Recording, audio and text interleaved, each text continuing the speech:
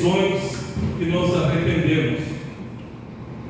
Mas neste texto que eu li, irmãos, nos fala de José, a história bem conhecida que todos já conhecem.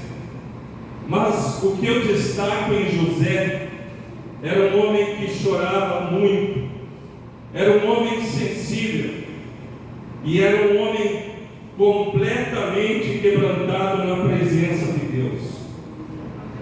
E eu vendo Mateus capítulo 5, Jesus dizendo: bem-aventurados os pobres de espírito, porque deles é o reino dos céus. Quer dizer assim, ele se humilhava, ele se colocava na presença de Deus. José era filho de Jacó, e como os irmãos sabem, aos 17 anos ele foi vendido pelos seus irmãos pela inveja. Então esse sentimento de inveja que existe hoje não é novidade, porque até antigamente já existia. Hoje no teu trabalho tu é invejado, muitas vezes na tua família, e muitas coisas acontecem na nossa vida, irmãos. E Deus, Ele sempre tem uma palavra para nós, para a nossa necessidade. E José passou por tudo isso, foi vendido para o Egito, e os seus irmãos mentiram para o seu pai que havia morrido. Imagine o pai receber a notícia do filho morto, que o filho morreu, confiou aos seus irmãos, e aí o filho morreu. Irmãos, aí o que acontece? Lá estava, por que eu li o versículo 14? Lá estava Benjamim. Quem era Benjamim? Era o irmão de carne, de sangue de José. Ele deveria ter uns 7 anos mais ou menos de idade, e José deveria ter uns 17 quando ele foi vendido para o Egito. Quando Benjamim nasceu, a sua mãe morreu, ou seja, ele era órfão de mãe. E nós sabemos a falta que a mãe faz. E ele provavelmente foi criado pelas mães substitutas, ou seja, as outras esposas de Jacó. Mas quem sabe elas não trataram tanto ele tão bem como os seus filhos naturais, porque havia uma contenda entre Raquel e Lia, Bila e Zilpa, que foram as mães que fizeram todas as nações de Israel. E Benjamim era o caçula, havia nascido. E de repente, quem sabe, com 7 anos de idade, ele perde o seu outro irmão. Quem sabe José, quando era jovenzinho, ainda chegava e brincava com Benjamim. Coisa boa a gente ver 2 irmãos brincando, 2 irmãos tendo comunhão, tendo união e participando, se identificando. E o que aconteceu com outros irmãos de José? Eles eram filhos de outras mães, e eles já tinham um laço que se criou desde que eles nasceram. E é assim nas famílias, irmãos. Aqueles que são mais chegados, eles se unem. E pela inveja, eles venderam José. E aí Benjamim ficou sozinho. Quem sabe Benjamim viu seu pai Jacó chorando, derramando as suas lágrimas, uma criança ainda, e vendo o seu pai chorando pelo seu filho que havia morrido, o seu outro irmão. Aí Benjamim não ia ter mais aquele irmão que dava um docinho, que dava um pedacinho de pão para ele, que dava água quando ele estava com sede. E ele não ia ter mais isso. E Benjamim se cria, irmãos amados. Passam-se 20 anos. José é levado para o Egito, é vendido, é colocado numa cova, seus irmãos o vendem, e ele é levado para o Egito.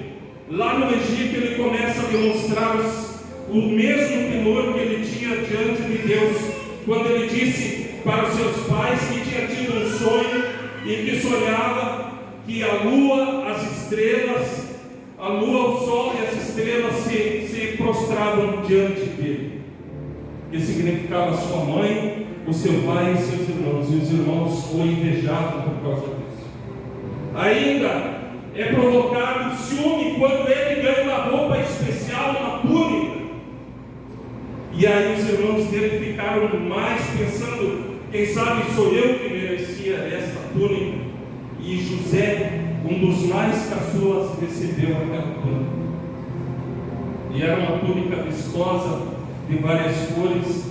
E tudo isso foi provocando, irmãos, a inveja, o ciúme dos outros irmãos que hoje nós encontramos nas pessoas assim: por que o fulano é privilegiado? Por que o ciclano é privilegiado?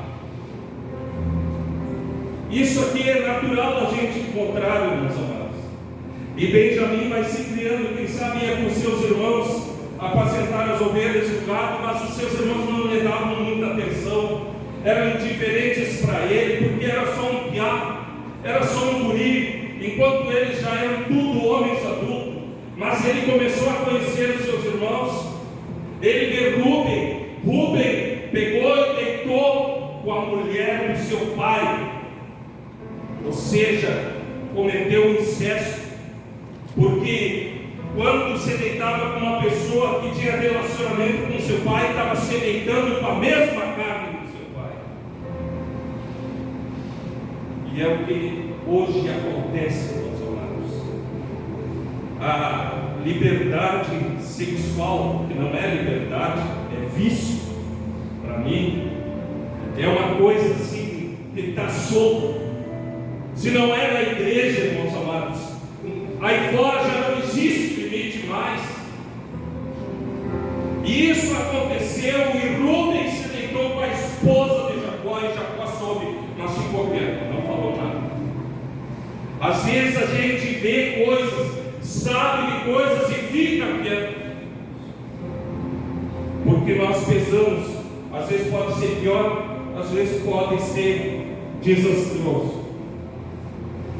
E aí ele foi conhecendo Benjamim, depois ele conhece Simeão e Levi, homens furiosos, irados, homens violentos que mataram a cidade inteira à espada, homens que não podiam ser provocados. E hoje as pessoas são provocadas pela sua ira, não tem freio no seu próprio interior, no seu espírito. Qualquer coisinha lhe ofende, qualquer coisinha lhe tira do sério.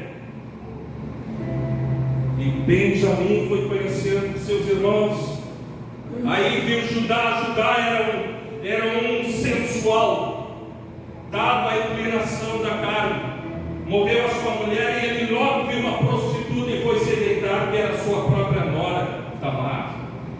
Parece uma história bem conhecida que ouvimos: fulano lá, ele se juntou com a fulana, a ciclano lá se juntou com a ciclana. Isso aí nós ouvimos todos os dias na rua, ouvimos nos nossos vizinhos, em pessoas.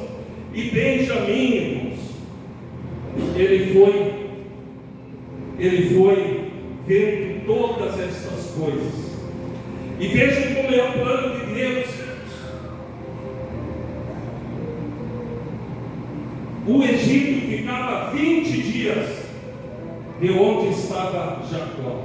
20 dias.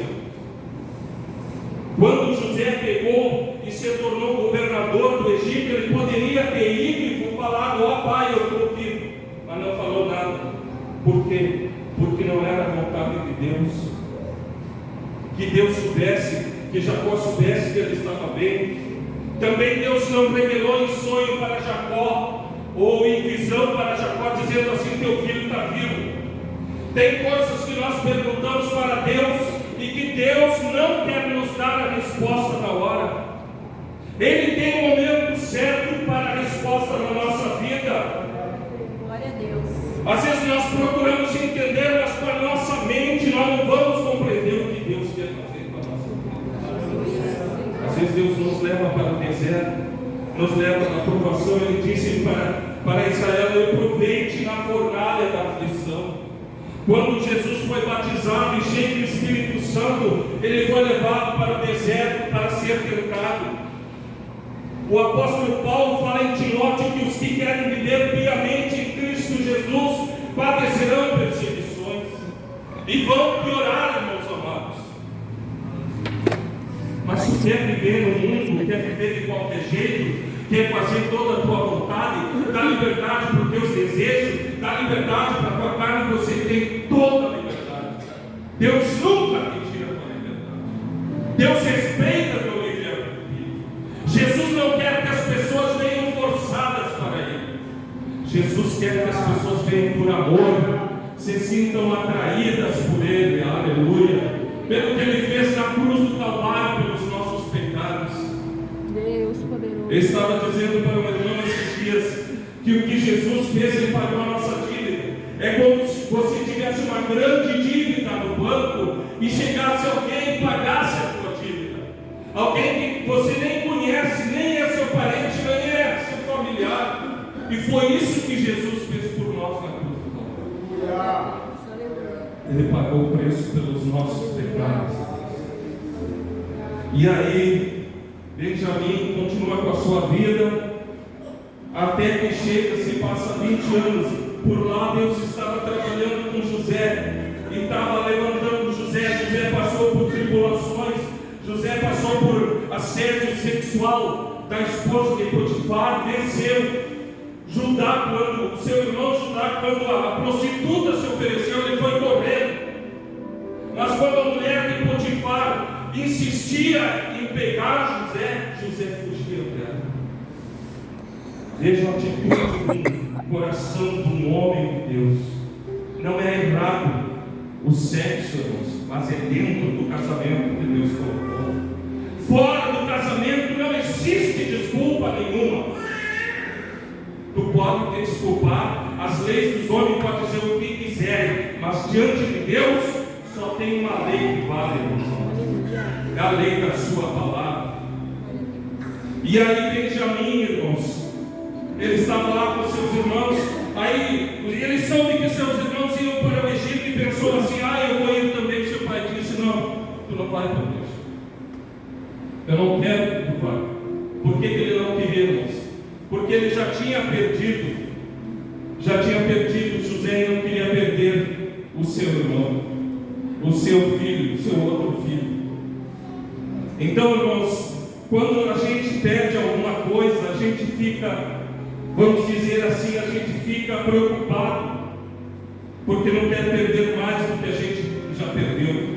Enquanto isso, José estava exercendo a sua liderança. Ele era um líder na escassez, era um líder na abundância, era um líder com os ricos, era um líder com os pobres, porque com Potifar ele organizou toda a casa de Potifar, depois foi para a prisão, organizou toda a prisão e cuidava de todas as coisas, tinha um olhar atento para todas as coisas. Deus dá talentos para nós, irmãos, para nós usarmos para fazer a sua vontade, irmãos. E depois Deus confiou a ele liderar uma nação. Faraó tem um sonho, e nesse sonho ele sonha com 7 vacas gordas e 7 vacas magras, 7 espigas de trigo cheias e 7 espigas privadas. E José vai, o copeiro se lembra que José estava junto com ele e profetizou, disse o certo para aquele copeiro. E ele se lembra e diz: lá tem um judeu que sabe falar as coisas. E chama, irmãos amados. E chama José, e José vai diante do faraó e diz para ele: o sonho é um só, e Deus se apressa a fazer. Haverá 7 anos de fartura e depois 7 anos de escassez sobre a face da terra. E ele era um rapaz sábio, um homem prudente, com sabedoria. Ele disse, e ele não simplesmente apontou o problema, mas deu uma solução para Faraó. Ele disse assim: construa celeiros e coloque tudo que sobrar. No Muitas vezes quando a gente está na bênção, ou tem um monte de coisa, a gente gasta, porque tem fartura, mas depois chegam os anos da escassez. Chegam os anos que às vezes a gente tem que tirar o pé do freio, do acelerador, e temos que procurar viver uma vida conforme a vontade de Deus. O apóstolo Paulo, em Filipenses, no capítulo 4, ele diz: eu sei ter escassez e sei ter em abundância, em tudo eu estou instruído. Ser crente quando tem um monte de coisa é fácil. Eu quero ver tu ser crente quando as coisas estão difíceis na tua vida. Tu confiar em Jesus, depender de Jesus na tua vida. Jesus deu o maior exemplo, sendo um homem, andando com sandálias, andando não com roupas bonitas, bem vestido, quem sabe cheirando as flores, pelo calor da região que ele vivia, da Judéia, da Galiléia, meus amados.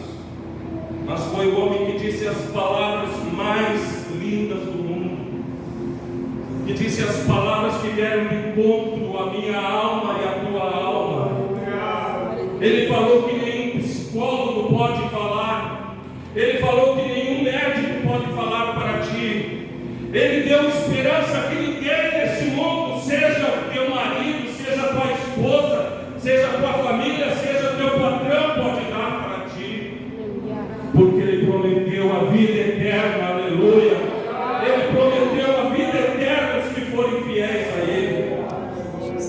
E Benjamim, aleluia, quando os irmãos vão buscar, porque faltou comida, aí Jacó diz: vamos no Egito que tem comida lá.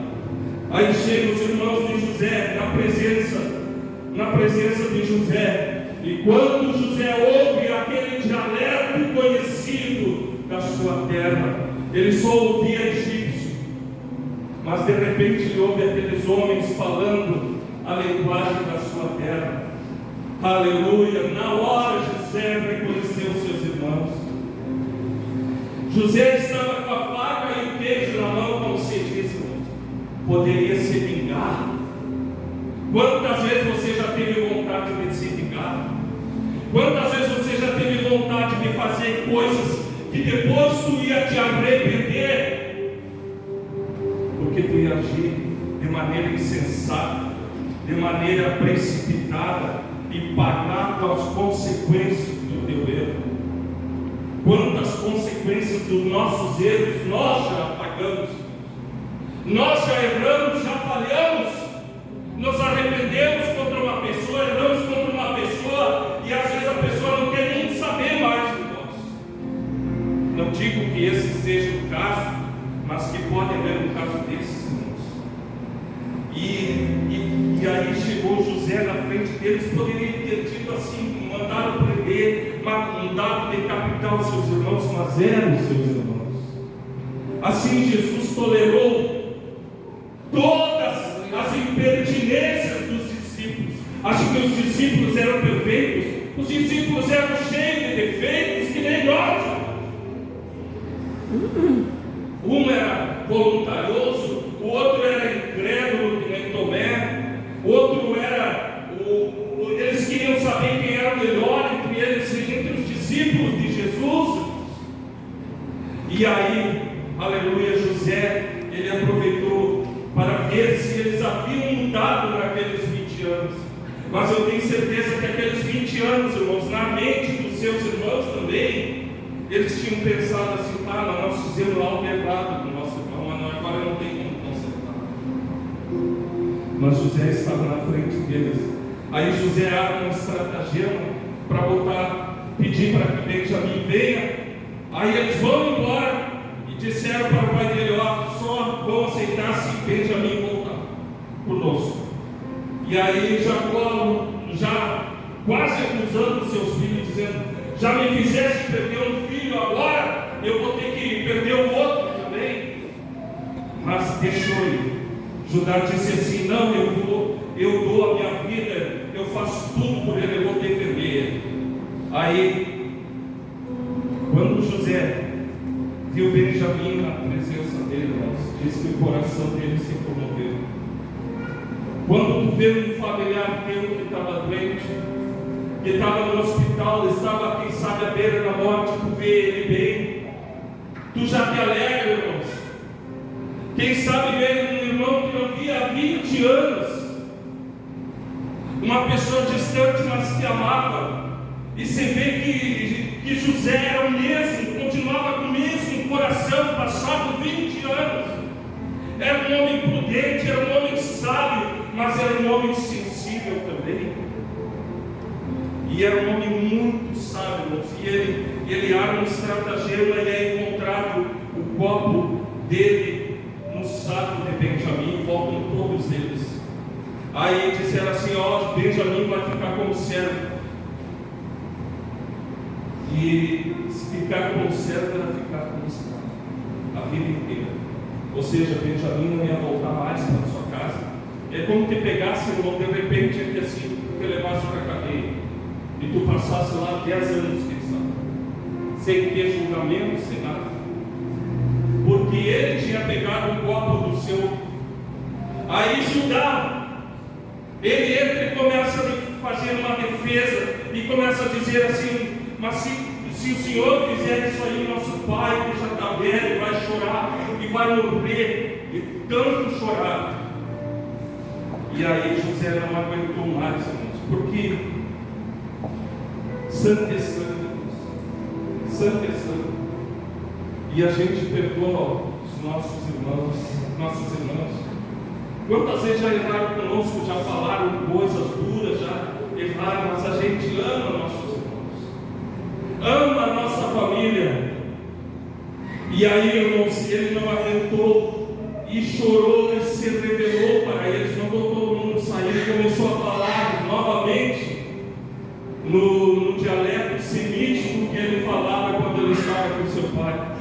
Quando seus irmãos viram, se apavoraram. E ele disse: eu sou José que vocês não daram, não foi vocês, foi Deus que estava preparando tudo. A palavra em Romanos capítulo 8, versículo 28, diz que todas as coisas cooperam para o bem daqueles que amam a Deus.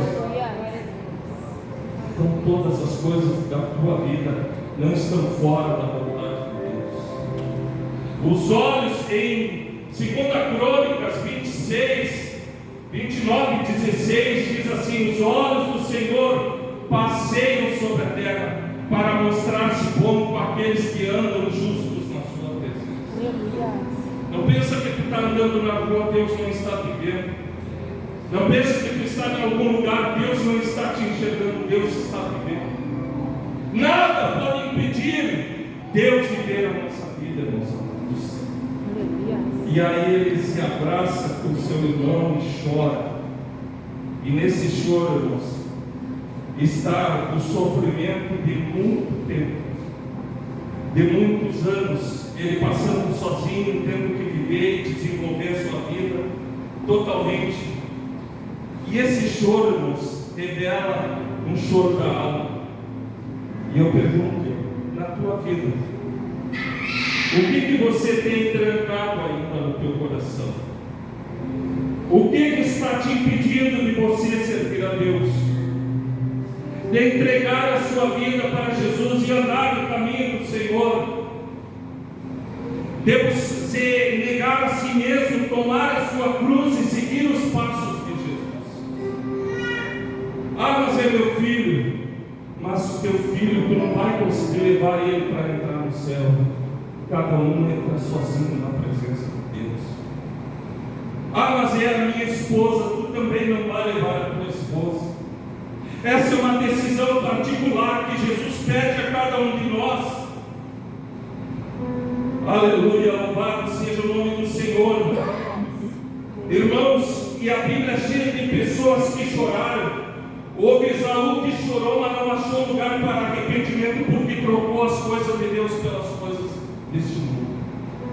Às vezes as pessoas estão trocando Jesus por carro, por casa, por emprego, por posição, por poder, por beleza, por tantas coisas, irmãos. Mas a nossa vida não está no nosso controle, está no controle de Deus. Hoje você está vivo, hoje você está bem, eu não quero nem ter medo de ninguém. mas amanhã Deus pode te levar para a eternidade e a tua alma está preparada. Todos têm medo do inferno, mas o inferno é real, existe. Nós vemos as pessoas caindo endemoniadas, irmão, por quê? É porque o espírito dos demônios está sobre ela. É porque a palavra de Deus se cumpre. Em meu nome expulsarão os demônios. Quando nós damos brecha para Satanás na nossa vida, ele começa a entrar. É uma coisinha pequena, vai começando e depois vai crescendo na nossa vida. Mas Jesus nos ama, irmãos amados. Ele morreu na cruz do Calvário. Sua mãe estava lá chorando, derramando lágrimas como José aos pés da cruz, vendo seu filho todo ensanguentado, a coroa de espinhos na sua cabeça, vendo seu corpo todo lacerado, dilacerado pelos açoites, irmãos. E a sua mãe chorava aos pés daquela cruz. E essa é a posição que nós temos que estar diante de Jesus, chorando aos pés da cruz. Porque passa-se os anos e nós pensamos assim: nós estamos na igreja há 20 anos e já temos a nossa passagem garantida para o céu. Não. É o nosso viver diário com Deus. É um relacionamento. É uma intimidade, é uma comunhão, é uma coisa assim maravilhosa que nós vivemos para Deus. E nesta noite, teu coração tem preparado. Vamos nos colocar em pé.